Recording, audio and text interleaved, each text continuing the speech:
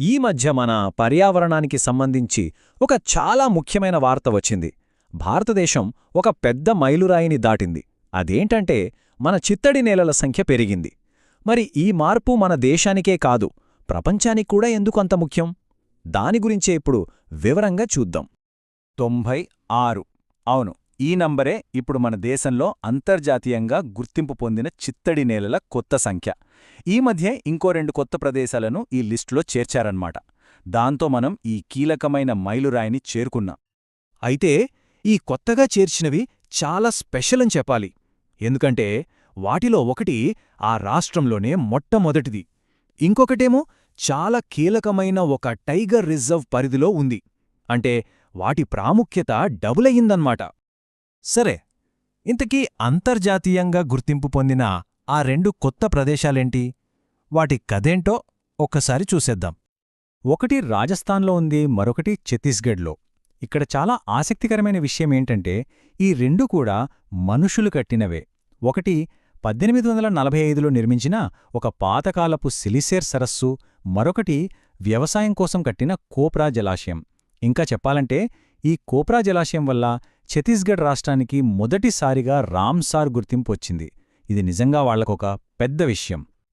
సరే, ఇందాకట్నుంచి మనం చిత్తడి నేల, వెట్లాండ్ అని పదే పదే అంటున్నాం కదా. అసలు చిత్తడి నేల అంటే ఏంటి?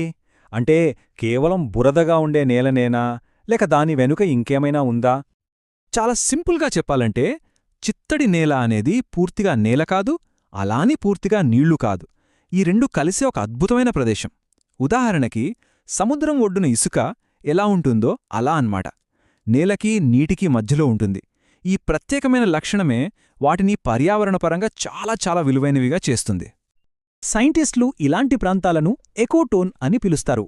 అంటే 2 వేర్వేరు పర్యావరణ వ్యవస్థలు కలిసే చోటు అనమాట. ఒక ఉదాహరణ తీసుకుంటే అడవి, గడ్డి భూములు కలిసే దగ్గర మనకు 2 రకాల జీవరాశులు కనిపిస్తాయి కదా. సరిగ్గా అలాగే నేల, నీరు కలిసే ఈ చిత్తడి నేలల్లో జీవవైవిధ్యం అంటే బయోడైవర్సిటీ ఊహించలేనంత ఎక్కువగా ఉంటుంది. అందుకే వీటిని కాపాడటం అనేది అంత ముఖ్యం. మన దేశంలో ఈ చిత్తడి నేలలు రకరకాలుగా ఉన్నాయి. ఒకవైపు సహజంగా ఏర్పడిన సముద్ర తీర ప్రాంత మడాడవలుంటే, మరోవైపు మనం ఇప్పుడే మాట్లాడుకున్నట్టు మనుషులు కట్టిన జలాశయాలు కూడా ఉన్నాయి. చూస్తే మన దేశంలో ఎంతటి వైవిధ్యముందో గదా. ఓకే, మన దేశంలోని ఈ ప్రదేశాల గురించి చూశాం. ఇప్పుడు కొంచెం పెద్ద చిత్రంలోకి వెళ్దాం. అసలు వీటికి ఈ గుర్తింపు ఎలా వస్తుంది? వీటన్నింటినీ పరిరక్షించడానికి ఒక ప్రపంచ ఒప్పందముంది. అదే రామ్సార్ కన్వెన్షన్. దాని గురించి తెలుసుకుందాం. ఈ రామ్సార్ ఒప్పందంతో మన దేశానికున్న అనుబంధం చాలా పాతది. మన ప్రయాణాన్ని ఒక్కసారి చూస్తే మనం 1982లో అధికారికంగా ఈ ఒప్పందం మీద సంతకం చేశాం. కానీ అంతకన్నా ముందే, అంటే 1981లోనే మన దేశంలోని 2 ప్రదేశాలకి గుర్తింపు లభించింది. అంటే దీన్ని బట్టి అర్థం చేసుకోవచ్చు మనం పర్యావరణ పరిరక్షణకి ఎంత విలువిస్తామో. ఈ రామ్సార్ కన్వెన్షన్లోనే మాంట్రియాక్స్ రికార్డ్ అని ఒక ముఖ్యమైన భాగముంది. ఇది ఒక రకంగా చెప్పాలంటే ఒక వార్నింగ్ లిస్ట్ లాంటిది. అంటే రామ్సార్గా గుర్తించిన ఏదైనా ప్రదేశం ప్రమాదంలో పడితే దాన్ని ఈ లిస్టులో చేర్చుతారు. దానివల్ల ఆ ప్రదేశాన్ని కాపాడటానికి వెంటనే చర్యలు తీసుకోవడానికి వీలవుతుంది. సరే, బావుంది. ఒక ప్రదేశానికి ఈ రామ్సార్ ట్యాగ్ వస్తే ఏమవుతుంది? దానివల్ల కలిగే అసలైన ప్రయోజనాలేంటి? దాని ప్రాముఖ్యత ఏంటి? ఇప్పుడు చూద్దాం. చూడండి, ఈ గుర్తింపు అనేది కేవలం ఒక పేరు కోసం కాదు. దీనివల్ల చాలా లాభాలుంటాయి. మొట్టమొదట ఆ ప్రదేశానికి అంతర్జాతీయంగా ఒక బ్రాండ్ వస్తుంది. ప్రపంచ పర్యావరణ పటంలో దానికొక స్థానం దక్కుతుంది. దానివల్ల పరిరక్షణ పనుల కోసం అంతర్జాతీయంగా నిధులు, టెక్నికల్ సపోర్ట్ లాంటివి దొరికే అవకాశాలు పెరుగుతాయి. అంతేకాదు, దీనివల్ల పర్యావరణ పర్యాటకం కూడా పెరుగుతుంది. అంటే స్థానికంగా ఉండే ప్రజలు కూడా మేలు జరుగుతుందన్నమాట. సో మన దేశంలో ఈ రామ్సార్ సైట్ల సంఖ్య ఇలా పెరుగుతూ పోవడం అనేది ప్రపంచ పర్యావరణ పరిరక్షణలో మన దేశం పోషిస్తున్న నాయకత్వ పాత్రకు ఒక నిదర్శనం. సుస్థిర అభివృద్ధి వైపు మనం వేస్తున్న అడుగులను ఇది ప్రపంచానికి స్పష్టంగా చూపిస్తోంది. కాబట్టి మనం ఎప్పుడూ గుర్తుంచుకోవాల్సిన విషయం ఒకటుంది. ఈ చిత్తడి నేలలంటే ఏవో పనికిరాని, వ్యర్థమైన భూములు కానే కాదు. నిజానికి అవి మన భవిష్యత్తుకు అవసరమైన చాలా కీలకమైన పర్యావరణ వ్యవస్థలు. వాటిని కాపాడుకుంటున్నామంటే దాని అర్థం మన భవిష్యత్తును మనమే కాపాడుకుంటున్నామని. నమస్కారం. భారతదేశ ఇంధన రంగంలో ఒక పెద్ద మార్పు జరుగుతోంది. అది చాలా నిశ్శబ్దంగా. మనం శిలాజ ఇంధనాల నుంచి క్లీన్, గ్రీన్ ఎనర్జీ వైపు అద్భుతమైన వేగంతో దూసుకుపోతున్నాం. అసలు ఈ మార్పు ఎంత వేగంగా ఉందో అర్థం చేసుకోవడానికి మనం భారత ప్రభుత్వ నూతన మరియు పునరుత్పాదక ఇంధన మంత్రిత్వ శాఖ విడుదల చేసిన లేటెస్ట్ రిపోర్ట్లోని కొన్ని ముఖ్యాంశాలను ఓసారి చూద్దాం. మనం ఈరోజు మాట్లాడుకోబోయేదంతా ఈ అఫీషియల్ రిపోర్ట్ ఆధారంగానే. ఇది కేవలం అంకెల సమాహారం కాదు, భారతదేశ హరితశక్తి ప్రయాణానికి సంబంధించిన ఒక అధికారిక డాక్యుమెంట్. మన ప్రగతికి అద్దం పడుతోందన్నమాట.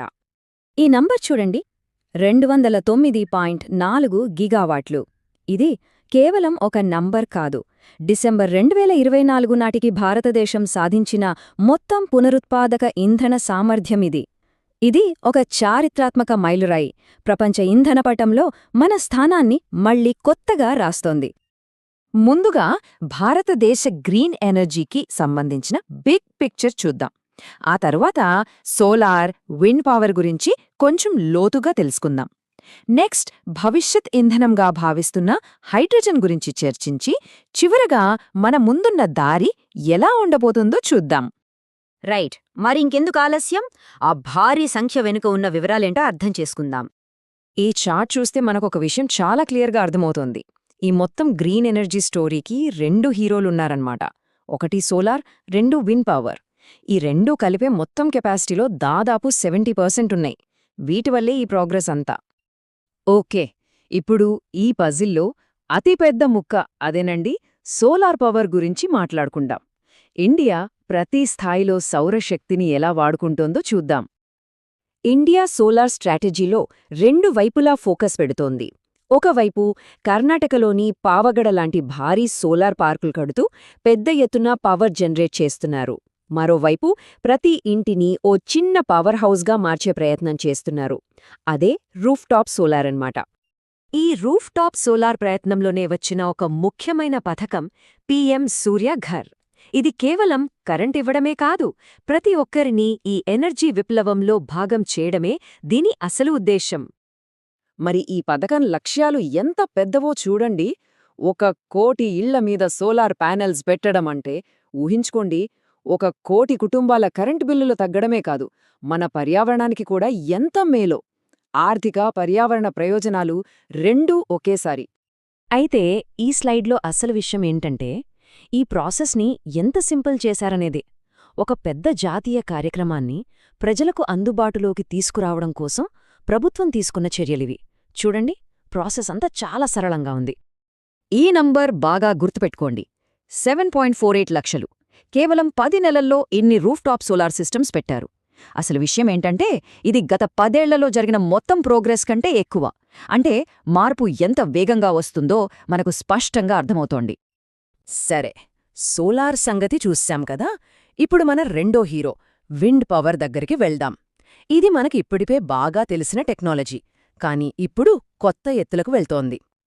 విండ్ పవర్ విషయానికొస్తే ప్రపంచంలోనే మనది 4వ స్థానం. ఇది చిన్న విషయం కాదు. దశాబ్దాలుగా మనం ఈ రంగంలో లీడర్స్గా ఉన్నామని చెప్పడానికి ఇదే నిదర్శనం.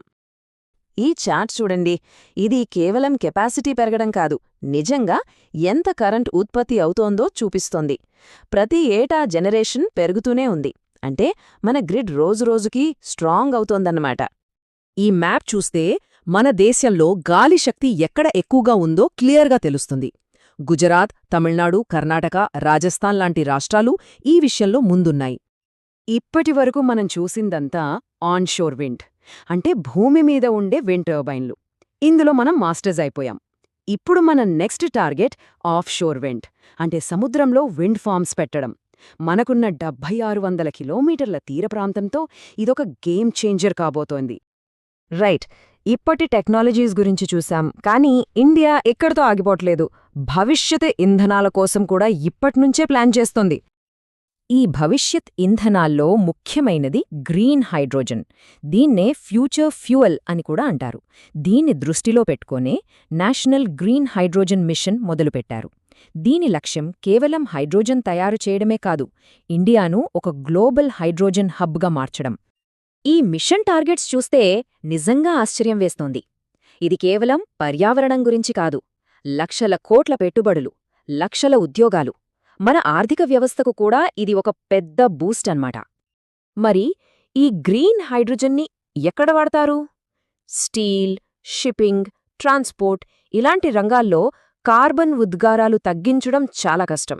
అక్కడ ఈ గ్రీన్ హైడ్రోజన్ ఒక సొల్యూషన్లా ఉపయోగపడుతుంది. ఆల్రెడీ పైలట్ ప్రాజెక్టులు కూడా మొదలయ్యాయి. సరే, ఇవన్నీ చూశాక మనం ఎక్కడున్నాం, ఎక్కడికి వెళ్తున్నామనేది ఒకసారి మొత్తం మదతేడు చూద్దాం. గత కొన్ని సంవత్సరాలుగా మన ప్రయాణం ఎంత వేగంగా ఉందో చూడండి. 2023లో గ్రీన్ హైడ్రోజన్ మిషన్ మొదలైంది.